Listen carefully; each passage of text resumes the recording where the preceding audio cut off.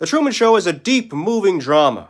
One of the best movies of the 1990s. I consider it the best performance from Jim Carrey and the best movie starring Jim Carrey. There are definitely Christian metaphors in this picture, and I think a lot of Christians seem to get the symbolisms wrong in this. So allow me to explain what the symbolisms really mean. The Truman Show, the story behind this is that it's a show created by a man named Kristoff, and we get that the name Kristoff is like Christ of God, and the name Truman stands for Truman being the one true man on the show. The show is really Kristoff's attempt at being God to one person. Kristoff made this fake world, placed cameras literally everywhere, placed microphones literally everywhere, and connected them all to his tech room so he can watch Truman by the second, reminding us that God watches us by the second, something we need to remind ourselves of more often. Along the way, Kristoff places signs to keep Truman confined into this fake world and confined on this path that Kristoff has set for Truman.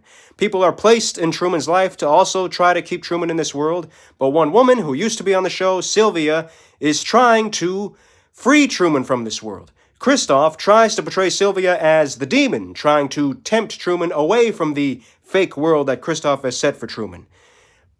In the end, Kristoff tries to speak to Truman in a godlike voice from the sky up above to tell Truman that he has been watching Truman for all of his life, that there's no more truth out there than the world that he created for Truman, and that he knows Truman better than Truman knows himself, to which Truman replies that there's no camera in his head, reminding us that no one can get in our heads like God can.